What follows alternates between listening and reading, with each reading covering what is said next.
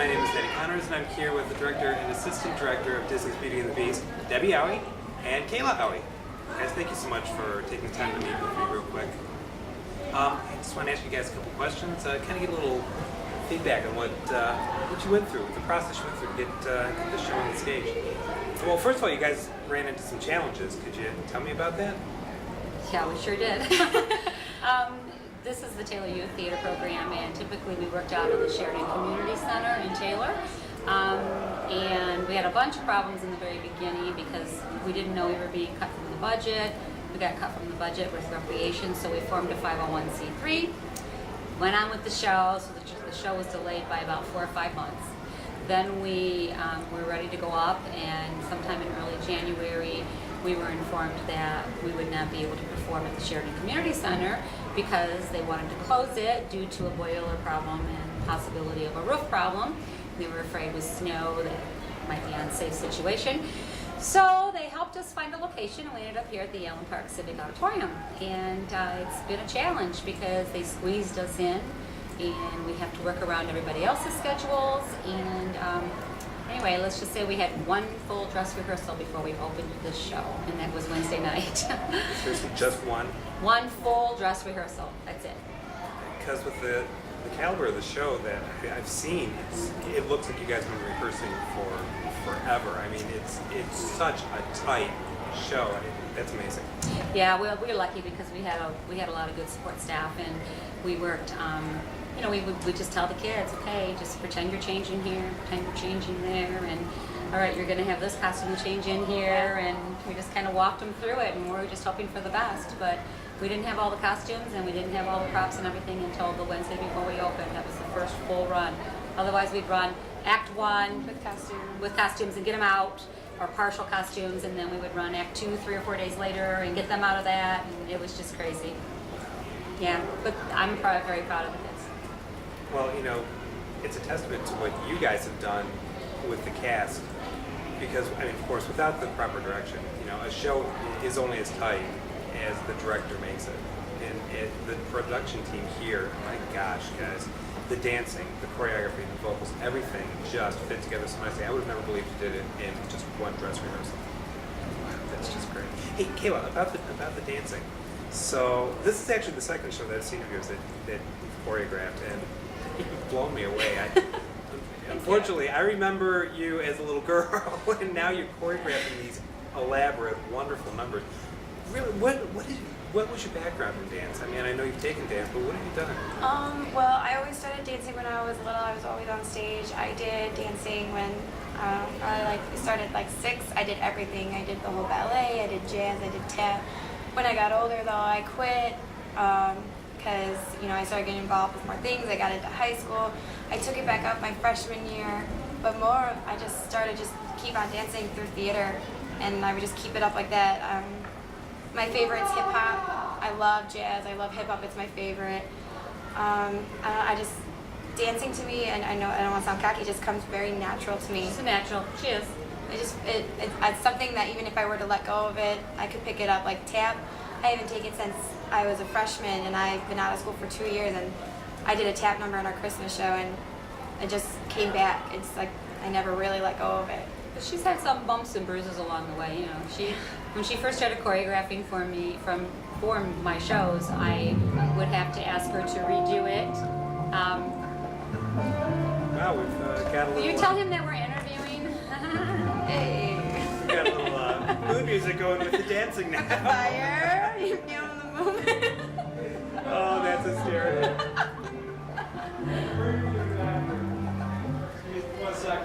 Are you going to pick it up from where we left off? Sure, we can pick it up where we left off. Actually, I might actually keep that in there because it's actually pretty stumbling too. Okay, well, like I was saying before the music started, she's had some bumps and bruises because she is so naturally talented when it comes to dance.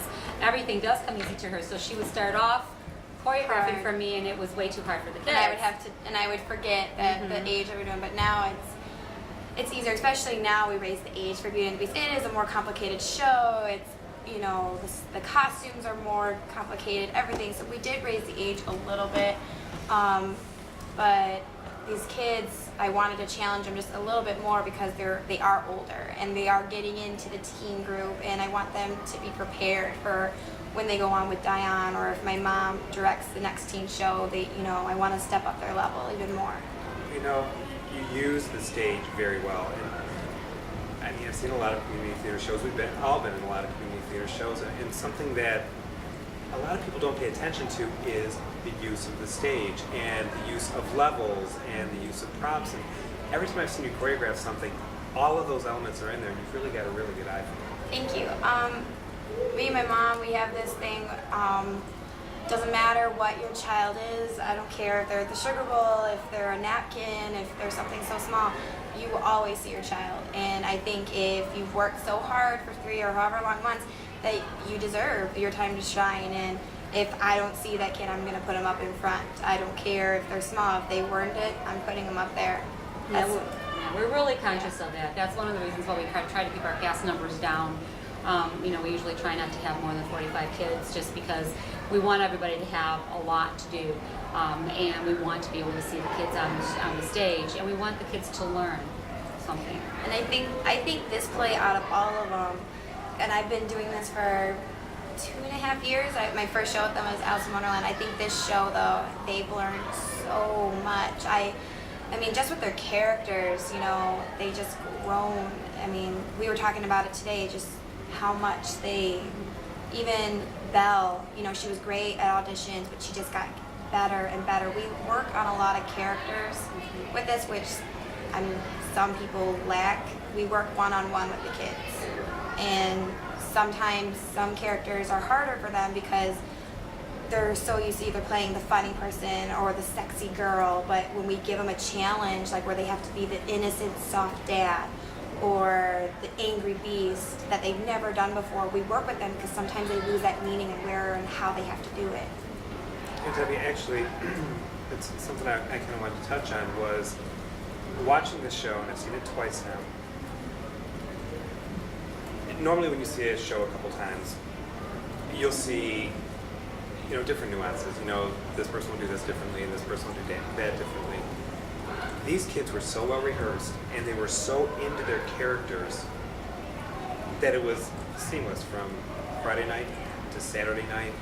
And what did you do to really work with these kids? Because I'll tell you what, they are working on a level that I don't normally see kids working on. What did you do to get them into their character? Well, we rehearse primarily on Saturdays with the full cast, and then I make myself available to the kids in the evenings during the week, and they sign up with me for one-on-one coaching sessions. All of my lead characters do, and it's based on their schedule, so they can still have dance classes or do whatever else they do during the week. And I sit down and we spend time. We go from scene to scene and we talk about it. I'm not the kind of director that wants them to imitate me. I want them to find what they need to do that's right for their character within the guidelines that I want to see out of the character. So a lot of times what we'll do is we'll start talking a lot about who is the Beast or who is Val. Can you imagine what it would feel like if somebody said this to you, or if you had to live your life like this, And I give them examples like that, and I think that might be my teaching background coming out.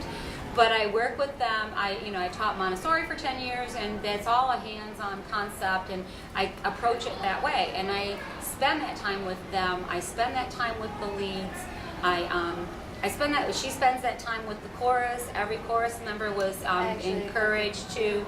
Yeah, it was encouraged to. Well, you help with the leads too, obviously. Yeah. But she'll take on the chorus members and saying everybody needs to come up with their own character. Who are you? Are you the milkmaid? Okay, are you the egg seller? What are you in the town? Who are you in the town? And we have them all come up with their own characters, even if they're in the chorus. But basically, it's just working with them, but not telling them how to do it. Letting them discover what's right. And we use a lot of positive reinforcement. We don't ever tell the kids that was wrong. We might say to the kids, okay, that was okay, but I think it would be better if we tried it this way. We try to stay as positive as we can. And I think that they appreciate that. They might not understand it, but on an unconscious level, I think that might be what helps them. Yeah, especially with Sometimes they amaze me. I don't know. I mean, I would like to think that it's all what I'm doing with them, but I don't. I mean, I think there's a lot of natural talent. I think that our casting comes into play. We are brutally honest at casting. We cast based on what we honestly think is best for the show. It is hard sometimes because we are friends with these parents. You know, we become friends with the parents, and sometimes it is hard not to cast our friend's child. But if we don't think that that is the best choice for the show, we don't go there. So it's tough. Or if we have a problem with a child who maybe didn't come through or was, you know, even though they might be talented on one level, if they might not get cast in the lead role for a couple of shows until they can reprove themselves again. We expect a lot out of the leads. And it's hard, but our parents in the end, they may be heartbroken, but in the end, they'll come up to us and they'll say, you know what, you made the right choices. In the end, and while the process is going, they know. We do it for the right reasons. We would never cast a person because for some reason we were angry with them at one rehearsal. It's never been like that. You earn it based on your tryout. If you bring it, you get it. We've lost kids because of that. Yeah. We've lost parents because of that, because their kid didn't get, and parents that, you know, Denny, I mean, I'm not mentioning names, but we've lost kids, you know, because their parents were, you know, they might have had a lead in one show and they came back and somebody, you know, loyalty comes into play, obviously. We want the same families to keep coming back. And we do take into consideration past performances at auditions. If somebody's sick or somebody's having a bad day, you know, we will take some of that into consideration. But we try really hard to do what's right for the show. And Well, you know, obviously you are making the right choice. I mean, just looking at this show, and look, I'll even go back to the Christmas show. The choices that you made in the shows were perfect. And it's very important to cast correctly, but the method that you are bringing to these kids to get them to their characters and to get them show ready, it's working. well, that's one of the things that we shoot for. I guess we're very proud when we have a production like this. Don't get me wrong. Obviously, anybody who sat in theater and said to you that they don't care about the outcome would be lying. Everybody wants the show to be fantastic. Everybody wants the people to walk up to you and tell you what a great job it was. But that is not the focus. That is not our focus. Our focus throughout the entire rehearsal process, the entire up till the tech week, the focus is the kids learning. The kids are going to learn something from it, and we will give them examples to help them digest whatever lesson it is that they're learning as theater lessons. We do focus more on the outcome during tech week because that's the point that we're at.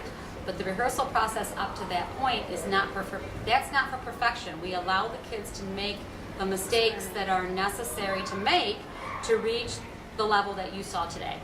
I mean, they have to make those mistakes, and if they don't make the mistakes, so many directors direct with, no, that's not right, let's do it again. They keep drilling it and drilling it. Well, we allow the kids to make those mistakes, sit down with them and say, okay, how did that feel? You know, well, I kind of thought I did this. Oh, you kind of were a little awkward there. Why don't we try it this way? You know, and we let them help work with us, and maybe that's why it's more solidified in their head, because they're actually learning something. And again, I agree with Kayla. We were just talking about it on the way home last night from the show, how much these kids, out of all the shows that I've ever directed, I honestly have to tell you that I really believe this cast has learned the most. Not that they were the best, but they have learned the most. I have seen such growth. And maybe it's the age that break and, you know, where they're at, but it's been a wonderful experience for me too. Absolutely wonderful. Okay, so give me a little dirt. You gotta have a little dirt in these things. So what is one of the funniest things that's happened either during the rehearsal process or during the actual show? What's gonna stick with you? I don't know. I think, oh yeah, The kids Stephanie's more than I wig will am. stick with me Well, for the rest of my life. they've already talked about that. The kids talked about that. I think he means up to that point. I think what will stick with me is the relationships that these kids have made, seeing them grow and become more friends. I mean, yeah, there's not like dirt. I mean, of course, it's funny when, you know, they'll come up and go, Miss Kayla, did you hear about this? Did you hear Oh, about such and such? the love romance. The love romance, you know, no naming names, but Yeah. it's cute. And The love it's romances. cute that they can come up to me and tell me that. Of course, I would never reveal anything like that. And it's all, I think what I'll also remember is, you know, that they trust me enough to come and talk to me if there is a problem, if It's cool that because they have that. you guys are not only teachers but mentors and confidants as well. It's really Mm-hmm. cool. So you guys really, I mean, I've heard this when we were interviewing the kids about the bonds that you guys have made, and you know, We you promote guys. that.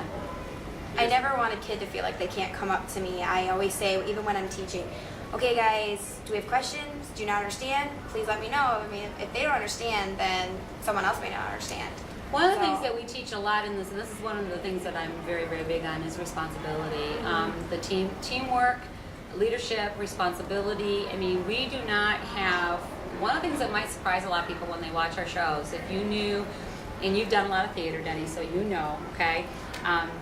We don't have green room moms. We don't have people in the wings telling the kids when they're supposed to go on, when they're supposed to come off. We don't have them reminding them where the props are. We don't do any of that. We teach the kids, this is your responsibility as an actor or an actress. Your responsibility is to know where your props are at all times. Your responsibility is not to touch anybody else's props unless they were assigned to you. And you better be there or you're going to miss your cue. And if you miss your cue, you don't come on stage. And they know that. If they miss their cue, they miss the whole scene. It's plain and simple, and they have learned that lesson with me. It takes a little bit in the beginning, but I believe we're not teaching the kids, we're doing them no favors to have them sit in a room with a mom at the door, and then when it's time for all of the chorus people to come on stage, the mom walks them to the stage, and then they all go on, and then the mom takes them back to the room. We're teaching them nothing. We're teaching them nothing other than to be robots. My kids know that they better be paying attention or they won't be on stage. And you know what's amazing to me, even when we work with the youngest children, when we had 5 and 6 year olds in Beauty and the Beast, or in Wonka. Willy Wonka, they were there, and you know what? A lot of those 6-year-olds were the ones that knew and were there before any of the older kids because they get it. And I think maybe that builds the teamwork because nobody's babysitting them. I am not a babysitting service. I am here to teach and to expose these kids to theater, and that's what they're going to learn with me. They're going to get exposed to all the aspects of theater, not just the performance. So guys, what is the one thing you're going to remember from this experience? One thing that's going to be your takeaway that, 20 years down the road, it's still going to be, wow, I remember this. I'm just gonna remember. There's a lot. There's a lot. I'm gonna remember, the kids. I'm gonna remember. I mean, even though I wasn't on the stage, but I would rehearse with them before. Even like for that split second, I'm with them. I'm performing with them on stage, doing the choreography with them. I'll remember all that. I'll remember the dance rehearsals that we shared together and all the. I'll just remember that. I think. I remember everything with the kids too. I mean, I think that the vision, I think that that's probably what